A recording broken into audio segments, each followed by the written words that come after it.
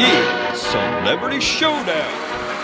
So we're on to the Secret Golf Celebrity Showdown. I don't really need to go into too much detail when it comes to how the leaderboard is standing. All I will say is our two-time Players Champion is top of the leaderboard still. But as we say, it could all change every single week. Now, this week, well, we're very happy. We are joined by someone who's actually finished third at the Players' Championship before, tying the course record.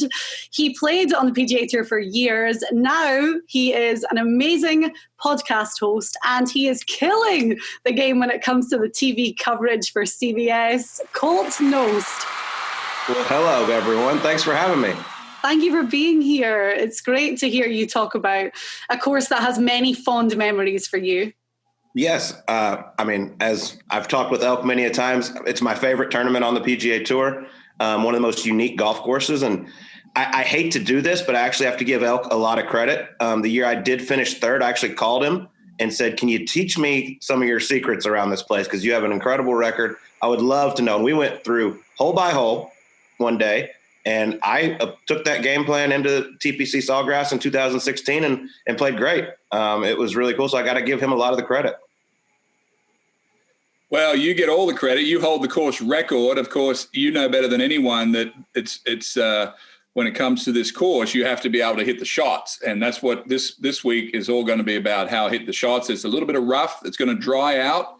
There is going to be some wind. We're back in March. Were you in March? You weren't in March. No, I never played in March. I've only done May. So definitely going to play a little different, obviously a little longer. And then obviously the rough's up a little bit. But either way, I just love this golf course. I get so excited for Players Week. Colt, when it comes to a week like this, and as you say, your favorite tournament, do you miss being out there playing on tour? A little bit, but I'm also way less stressed in life now without having to go out there and play against these guys that hit it 350. But this one was always special. It has the really big atmosphere. You know, it's a big event. I mean, the crowds are huge. Obviously, the golf course is special. The purse is rather big. You definitely, that catches your eye. But yeah, you miss it a little bit. But I'm very happy doing what I'm doing right now. It doesn't matter whether it's a major or not, but what it is the biggest perks come with it for winning it. 5-year exemption, the most money. It's got the great field. It's on a great course.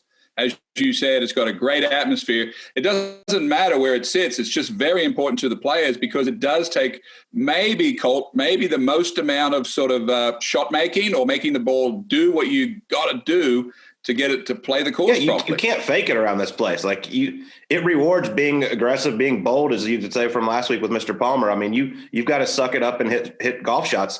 And what I think makes the place so special is you look at the list of winners. I mean, you look at yourself, you look at guys like Fred Funk, Justin Leonard, then you go to Adam Scott, Henrik Stenson, Phil Mickelson, Rory McIlroy. I mean, anyone, any type of game can win around here. And that's what I think makes a great golf course.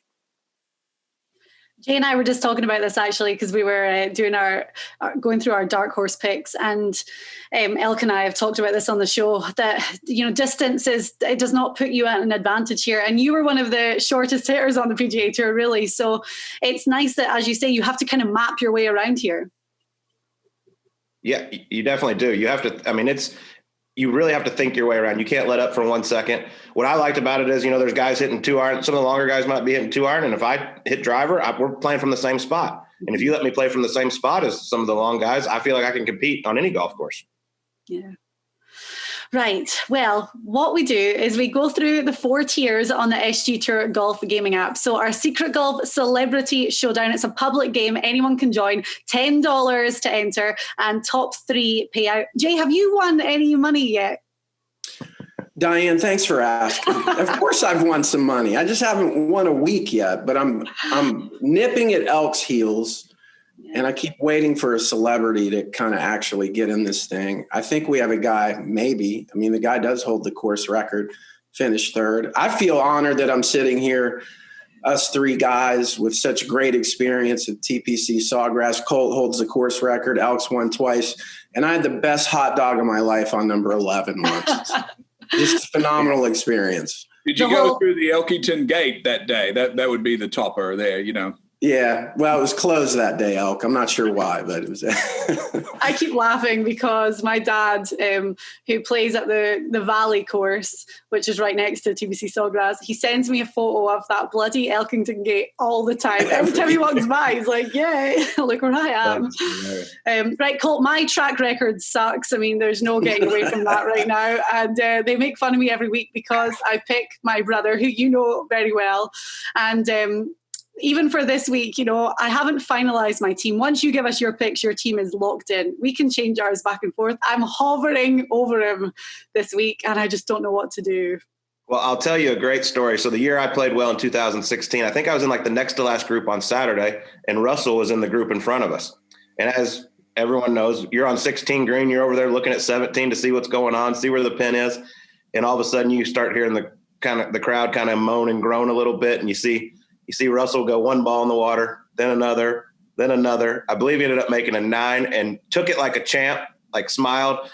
And I mean, it's tough to watch as a player because you're over there like, oh God, now I got to go hit that shot. Yeah. Like, what am I going to do? But it was a very interesting moment for me having to watch that and then going over and hit that shot on 17 on Saturday.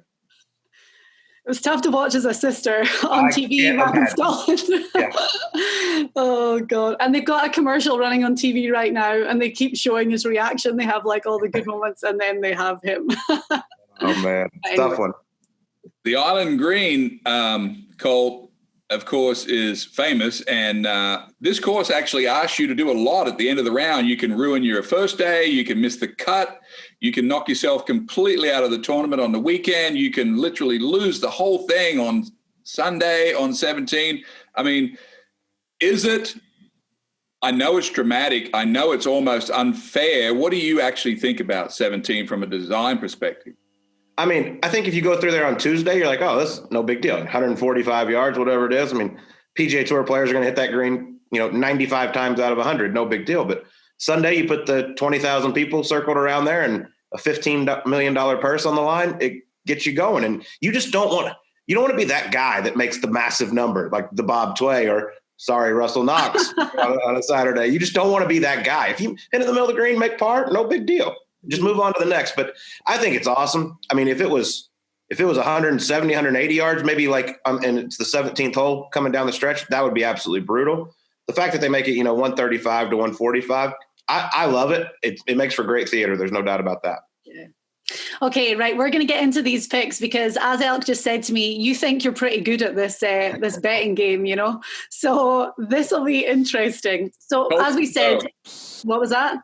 Colt's a pro. He's a pro at breaking down golf. That's what he does for a living. So he knows everything that I know, basically. So it's going to be a good matchup. And by the way, there's a lot on the line for you two, because if you beat us both this week, then you really are back on top. Jay, of course, doesn't need much help, but Diane, this is your opportunity, I'm telling you. I'll say I do pride myself on my golf picking, but this is one of the hardest ones of the year. Always, just because the field is so strong and the golf course, I feel like guys either play great here or they play really terrible here. It's like no one has a consistent track record except for Elkington around TPC Sawgrass. Uh-oh. He might be laying the groundwork for his struggle this week. We got to see. Let's see. And the thing about our game as well, which makes it a little bit trickier too, is Fourball, but you have to pick one guy from each tier. So it's not like you can just pick 4 guys in the field. You have to really look through all 4 tiers. So we'll start with tier A, which is always the exciting one. As you said, this is the best field in golf. So Colt, who are you picking for tier A? Yeah, this is going to be a lot of fun, and I'm going with a guy who I love his game. I think he's due to win a big event. I mean, he's a winner on the PGA Tour, one of the best ball strikers. Made 23 cuts in a row. I'm looking at Xander Schauffele to do something really special this week. Finished tied for second in 2018. Missed the cut in 19, but I mean, this guy, he loves the big stage, and I think he's going to win a big one here soon. I talked about Schauffele in our field yesterday in our top 10. I think he's, Diane, number 3 or 4? And we've got a number 8 this week. Number 8. I love Schauffele. I love everything what Colt just said. I like, Colt, I talked a lot about the show yesterday, what kind of a player wins this tournament. I like a guy that controls his iron game probably the most, is the biggest factor. I mean, a lot of the big hitters got to take a big haircut off the tee this week. They're going to lose 20 or 30% of their, advantage off the tee. They're all going to have to play it from the same spot. So Schauffele's a natural pick. I mean, it's a no-brainer. He has a good rhythm to his swing. I've stayed away this week, Colt. You may find it interesting or not, that I'm going with guys that have full, smooth tempos because, as you know, you had it, I had it. So it takes a lot of guts to hit these shots, and you need a repeating tempo. Hold, I'm going to do something that I can't stand to do, which is compliment our celebrity guest picker, because you have picked the outright winner this week. I just feel so confident in Xander Schauffele's game and the way he's been playing, and everything that you two experts have said. I'm going to take that to the bank. Vegas has him 5-1, so he's right there near the top. Great pick. Way to come out of the gate strong, my man. Hey, tier A is easy to pick. They're all studs in that tier. True. He had a little trouble at Phoenix, started to hook the ball at the end of the round, hit it in the water, I think, at 17, hooked it on 14. He'll get that straightened out. But, you know, this course particularly suits a fade player, but Morikawa is more of a fade player. They're almost the same guy. I mean, if you look at their shot tracer, one ball, Schauffele's turned slightly left and Morikawa's turned slightly right, but they're almost the same guy. Yeah, they're very, very similar. I would say Xander's probably just a little better of a putter, but Colin, I mean, is an elite ball striker. There's no doubt about that. We've seen the change in his putting grip. If the guy just putts average, he's going to be a factor on Sunday, and if he putts well, it's game over. Okay then, so a very solid tier A pick. As we move through, we get to tier B. So Colt, who's your guy? Well, we just talked about him. I was shocked he was in tier B, but Colin Morikawa, he's never played a player since last year's got canceled, but I'm obsessed with this guy's game. His iron play is as good as anyone I've ever seen. And like we said, with the new the saw grip he's using with the putter, if he just putts average, he is going to be in the mix on Sunday, and this golf course should be perfect for him, in my opinion. Yeah, I wouldn't pick him. I never picked him at workday at all until he proved to me that he could putt with the saw grip, and he did it. He proved to himself mostly. He didn't have to prove anything to any of us, but he was able to prove at the workday that he can putt with the saw grip. That was a big change for him. He was struggling out on the West Coast. He's a California kid, and for him to struggle on the West Coast, I was thinking, hey man, this is weird. Him this young messing with his putting, but he's proved it. Morikawa, I stacked every single person behind Morikawa's swing action this week because he has the perfect ball flight. There's only 2 holes you really have to hit the ball right to left on at the Players course. That's number 2 and number 16. Morikawa plays left to right. He has the perfect action for this course, and he's everything stacked behind him for me. He'll be on my B pick too, by the way. I'm going to get it right now. The only thing that scared me a little bit is he just doesn't have much experience around there. But, I mean, these guys can figure it out. And like you said, it's his golf swing's as good as it gets. And I haven't seen an iron player this good in quite a long time. I like this pick, and I like it because I really don't like it all that much, and I'll tell you why. This guy, first of all, I love watching this guy play. And everything's so smooth, and I love these young guys that come out and are so good. He's coming off a win.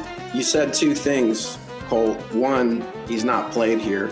I'm going to put a lot of weight into that. Elk has laid out for us really clearly, and I know you would do this as well, that this course it's very tricky to the eye, and sometimes guys who haven't played here with a lot of experience might have some trouble, regardless of their ball striking ability. So in turn, what does that mean? They might find themselves in a predicament around the green or off the green or something short. And Morikawa, one of his weaknesses is scrambling. He's 168th on tour in scrambling. So he's going to have that moment where he's going to have to get up and down. Is he going to be able to do it? I'm going to say no, but hopefully for you, he figures it out. Yeah, hopefully you're wrong. Right, so as we move down, we're on to tier C. Your third guy in your Fourball team, Colt. Yeah, so as we've been talking about, obviously, all the guys I'm going with are great iron players. I think Elk and I agree that that's what's the important stat around here. This guy, in my opinion, is the most underrated player on the PGA Tour. I believe he's ranked 15th in the world now. He doesn't have a great track record around TPC. He's got 1 top 10, but he is playing some of the best golf of anybody in the world right now, and that's Daniel Berger. Berger's on our list too. You know, he has that particular swing motion like Sergio Garcia has a downstroke action. He probably gets as much spin on the ball as anyone out there. And, you know, TPC course, Colt, as you know, It's not about a smasher's course. You can't win the course. You can't win the tournament being a smasher. I mean, when Tiger won his second Players Championship, I think on post-interview, he said he didn't know if he could do it. He didn't know if he could put the game plan together. You know, the difference between a guy like sort of Tiger with a ton of power and even Rory and DeChambeau is Tiger used to turn it on only when he needed it. And this is a good pick. Berger, he's been a little bit inconsistent. He did win a course at Pebble Beach, unreal, magnificent. Florida guy, natural pick, good striker. I'm with you. I mean, my field is stacked with everyone with iron play, every one of them. Yeah, this is a hard pick to argue against. I mean, the guy, he can win this thing. I mean, if you get a guy in Tier C that you feel comfortable winning, you probably have a pretty good roster. He's miscut, win, finished 35th. There's nothing to argue about Daniel Berger. The guy, he fits right into the mold you guys are laying out. He's going to perform this week without question. This seems like it'll be an on week for him after being sort of an also-ran the last outing. One thing I love about Daniel Berger is, and we saw it at Pebble, that he's got this confidence that's almost arrogance. But what that means is that he just fights. Like, he wants it so bad. And you could see that when he held the putt on 18 at Pebble. So, and I like that in him. I always have. He loves the moment, in my opinion. Like, I mean, he wants the ball at the end of the game. He loves the big stage, and he does have some cockiness to him, which I think is great. And if you look at Pebble Beach, where he won, very small greens. TPC Sawgrass, very small greens. I like this pick a lot around here. If you like arrogance, then you should have been out there with my era when we had Lanny Watkins and Hale Owen and Lee Trevino and guys that, Hal Sutton. All these guys, right? Nick Price, Greg Norman. I mean, Tom Watson. How about some of that? I love that. I love it. I wish we had that. Some more trash talking during tournaments. I love that stuff. Yeah. The fourth tier. I know that you were a little bit back and forth with this one, but I am interested to hear who you have settled on for Tier D. Yeah, I'm probably going to kick myself for this because normally when you change your mind, it backfires on you. But I love Harris English so much. I love his golf game. I just love how he plays the game. His golf swing is beautiful. The rhythm, like we talked about. But I just pulled up this morning. I looked at his track record at TPC Sawgrass, and it is awful. He's missed like 6 cuts in a row there. I'm like, oh, dear God. And he hadn't been playing well the last month. So I decided to change, and I'm going with a flyer here. Okay. A guy who's really turned his game around. He's been really struggling for the past 2 years, but he's really starting to play a lot better golf this season. And he's a veteran. He knows the place very, very well. And this is going to shock you, I think, a little bit, but I'm going with Zach Johnson, another great iron player. Oh, okay. A little bit of a shorter hitter, obviously, but he's got 28th in greens and regulation this year on the PGA Tour. He's had a couple seconds around TPC. This is a shot in the dark. This could be the difference in winning and losing, but I'm going to go with it. Even Superman has a weakness. Zach Johnson. He hasn't. I love Zach Johnson. I do. He's a great guy, great friend of mine. The key to this game, of course, is to get 4 guys to make the cut. I think you've established this pick as a guy that I think, knowing you as well as I do, he's probably going to make the cut for me. He may not win the event, but he's going to hold my position in Tier 4. Zach Johnson's a straight hitter. He knows the golf course really well. He doesn't, as you said, he's had some success at TPC. There's a ton of ways to win at the Players Championship, Colt, but there's only one real way, and that is you got to be superior with your iron play. Zach's got it. He's got it in him. He's getting a little long in the tooth. So, Jay, I feel there's a bit of a weakness here. He's wobbly at the end of the day here. Oh, man. I absolutely, with all of my heart, love this pick because you have opened the door for the 3 of us to take advantage of the celebrity picker. But let me just say this. I totally respect you going off the radar. This is a dark horse among dark horses. He's 225-1. But there's a good reason for that. We have him ranked 90th in our field. But yes, Colt, you even said it building up to this pick. You're going against your first gut instinct, Harris English. So I'm going to jot down Harris English versus Zach Johnson, and I'm going to track that all weekend long and just see where your roster falls apart. I feel like Elk, there's an opening. We got to take advantage of it. Just wait till Sunday when we see Zach Johnson there about T8. I'm going like an absolute genius. All right. I look forward to it. There's no doubt. We have a live scoreboard that you'll be able to check in on at any time you want. Colt has stacked his team with the top players in each tier. He's kind of overlooked that guy that might jump up, that guy in A and B and C that is sitting down below. So this is going to be interesting. He's given me a lot to think about. Well, I've got a question because I'm a little bit shocked that you didn't pick your buddy. After his recent form, why isn't Jordan Spieth part of your Fourball? You know, Jordan is playing some awesome golf, and I'm so happy for him. You know, he's got 3 top 4s in his last 4 events. It's just, he doesn't have a great track record around here either. And off the tee still concerns me just a little bit for him. It's better, but it's still not where it needs to be. You can't be playing out of the rough all day around TPC. You'll just get punished. Just not a great setup for him, I don't think. Okay. It's a chess match, and Jordan made it into our top 10 this week because he's sort of developed this little fade shot off the tee, which will be helpful if he can pull it off. But, you know, we talked a lot on the show about Pete Dye. I spent a lot of time with Pete when I built the course in New Orleans. This is a real chess match, this course. You've got to know, you've already alluded to what I talked to you about at the top of the show, how to play this golf course and what Pete tries to do. He tries to knock you off balance right off the tee. Every hole he tries to make you freak out. Like on 18, he wants you to play away from the water down the left. But we know down the left is the place you got to go. And if you can pull it off, then it's going to unlock the whole golf course. I think number 1's the most beautiful one that me and you have talked about over the years. Number 1, just kind of a simple looking hole out there, but it actually makes you really, really think, because you see the water down the right, which for these guys isn't really in play. No. But you see so many guys pull it left off the tee and they're just dead. They have no angle. If you blow it in the right rough, you can run it up on the green still. So you got to really think your way around TPC. There's no doubt. There's a plan. There's a plan. What's another hole that you love to watch, Colt? I think number 4 is fascinating, the little short par 4, because it's another one. You see the bunkers and you see the water down the right, so everybody goes over there and they blows it in the left rough, and then you just can't hit that green from the left rough. You're dead. If you hit it in the fairway bunker, you're fine. I mean, especially with the skill level these guys have, they can still hit a wedge or 9-iron onto the green from the fairway bunker. But I love the whole golf course. It makes you challenge the trouble, which is one thing I got abused on during the coverage at Pebble Beach, because I got so mad when guys on number 6, the par 5, were blowing it left of the bunker up on the hill. I'm like, this is just, I hate this. Like, you're not even having to hit a golf shot. You should have to challenge the golf shot. And at TPC Sawgrass, you have to challenge. You have a challenge on every hole, and you have to attack it, or you're probably going to be going home Friday afternoon. Yeah, you're right. That's enough. You've unlocked a couple of mysteries of that course already that I've told.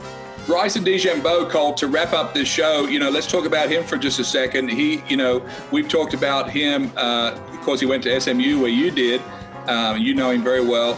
We told everybody on this show that he never plays any good until about the 3rd week he comes out of the garage, because it takes him a while to connect back to the golf course.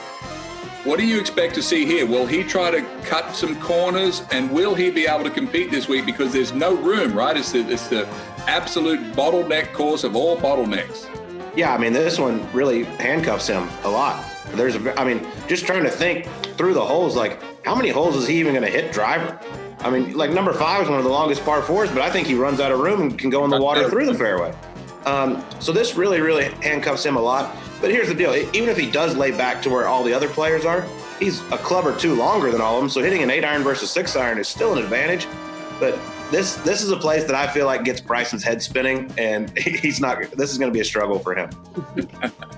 Too much math for him. Yes. A lot going on around TPC. Colt, you talked there about being part of the TV coverage team for the AT&T at Pebble Beach. So you're working with Golf Channel and CBS. I think we need to start a petition to get you on every single week, because it was so good. It added so much more than we usually get. Well, thank you so much. It's a blast, and you'll be seeing a lot of me. I start back. I'm going to be doing some stuff at Augusta National for like the digital channels, but then I think I work like 15 of the last 20 on the PGA Tour schedule. So I will be out there a lot, poking some fun at Sir Nick Faldo whenever I can. I was going to say, that is my favorite bit, because the 2 of you just go at each other with these little things. You're kind of a short hitter, Colt. If you put his shoes on, maybe you'll get up to be medium off the tee. That's true. 9 yards just by switching your shoes. Oh, brilliant. Right, Colt, talk about your podcast as well, because I know you're going to have Elk on as a guest this week. So where can we find it? Yep, we have 2 things going right now. We have the Golf Subpar podcast, which you can find iTunes, Spotify, YouTube, if you want to watch it. Elk's been a guest on that. That releases every Tuesday. And then we have our Sirius XM show, Gravy in the Sleeves, that Elk's going to come on later today and give us some thoughts on TPC. And that's every Monday, Tuesday, Wednesday, noon to 2 Eastern. XM 92, Sirius 208, with me and my boy Drew Stoltz. It's a blast. We like to mix it up and just entertain some guys. So this retired life, Colt, you're busier than ever. Unbelievable. That's what I went from the least working guy amongst all my friends now to the hardest working guy, but it's fun. There's no doubt about that. And a little bit of full disclosure here that we've been working with Colt and Drew on a new logo for their Subpark cast that we drew up for them. So we may have to see that on our show at some point, or we'll see it anyway. When it is ready for everything, I would love to. It is awesome. We are so excited about it. Y'all do an incredible job. I mean, y'all drawn our cartoon for our Gravy in the Sleeves. Yeah. And now this little special bird we have. It's gonna be a lot of fun. New logo. Yes. Yeah. Right, Colt, thank you so much. It's been amazing having you on, picking your brains on a course that you love so much, a tournament week that means so much to you, and getting those all-important Fourball picks. Awesome. Thank y'all so much for having me. Going to be a lot of fun. Saturday is considered moving day, and you can play along on the SG Tour. It's a one-day stroke play competition where you select a team of 4 players to shoot the lowest scores of the day. Will you make big moves? Download the SG Tour Golf Gaming app on iOS now.